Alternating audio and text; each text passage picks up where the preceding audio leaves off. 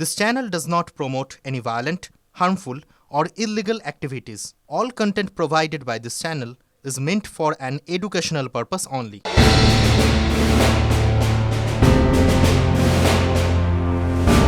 এল্লোরাম কংগ্রেসিক্কু ভোট পডুঙ্গাল। 1998 সালে নির্বাচনী ময়দানে আত্মপ্রকাশ করেছিলেন সোনিয়া গান্ধী, কিন্তু সকলের মন জয় করেছিল তার পাশে দাঁড়িয়ে থাকা কন্যা প্রিয়াঙ্কার এই আর্জি। তামিলনাড়ুর শ্রীপেরুম্বুদুরে কংগ্রেসের নির্বাচনী প্রচারে ঝড় তুলেছিলেন প্রিয়াঙ্কা গান্ধী। তখন বয়স 26 বছর। কংগ্রেসী সমর্থকরা সেদিন স্লোগান দিয়েছিল, আমাদের ভবিষ্যৎ নেত্রী। তারপর থেকে রাজনীতির ময়দানে পরিচিত প্রিয়াঙ্কা। তার মধ্যে অনেকে ইন্দিরার ছায়াও দেখেন। তবে সক্রিয় রাজনীতিতে থাকলেও ভোটের লড়াইয়ে নামতে প্রিয়াঙ্কার সময় লেগে গেল প্রায় 35 বছর। আর প্রথম লড়াইয়েই ভিক্টরি।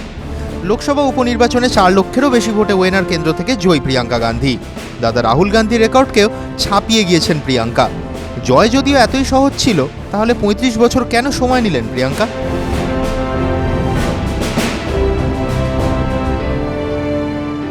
প্রিয়াঙ্কার রাজনৈতিক কেরিয়ার শুরু হয় মাত্র 17 বছর বয়সে, বাবা রাজীব গান্ধীর ছত্রছায়ায়। 1989 সালে মায়ের হয়ে প্রথম প্রচার।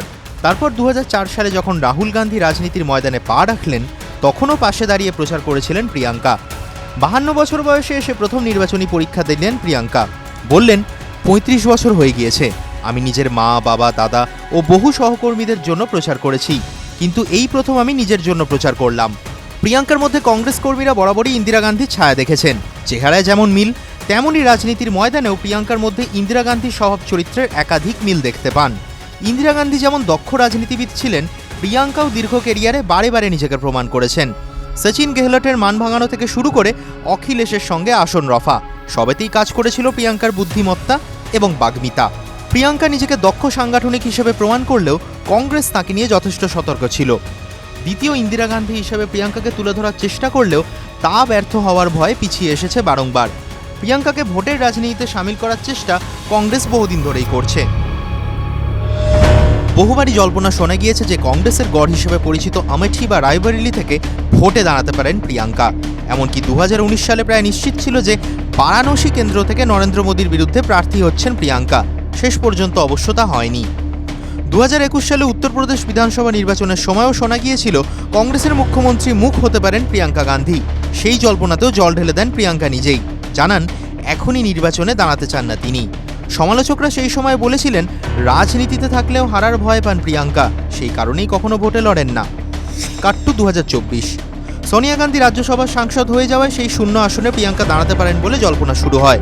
কিন্তু এখানেও আশাহত হন কংগ্রেস কর্মীরা। আমেঠি ছেড়ে এবার রায়বরেলিতে প্রার্থী হন রাহুল গান্ধী। পাশাপাশি লড়েন কেরলের ওয়েনারেও। 2 কেন্দ্রেই জয়ী হন। 2 আসনে তো সাংসদ থাকতে পারেন না রাহুল গান্ধী। কংগ্রেসের অন্দরে শোনা যাচ্ছিল রায়বরেলি আসন ছেড়ে দেবেন রাহুল, সেই আসনেই দাঁড়াবেন প্রিয়াঙ্কা। তবে এখানেও হিসাবটা উল্টে গেল। দক্ষিণে ভরসার আসন ওয়েনার ছেড়ে দিলেন রাহুল। 2024 সালে লোকসভা নির্বাচনে আত্মপ্রকাশ না করতে পারলেও উপনির্বাচনেই ভোটের ময়দানে পা রাখলেন প্রিয়াঙ্কা। রেকর্ড ভোটে জয়ী প্রিয়াঙ্কা গান্ধী। সমালোচকদের মুখে ছাই দিতে পারলেন অবশেষে। প্রমাণ করলেন, লড়তে ভয় পান না। TV9 Bangla digital.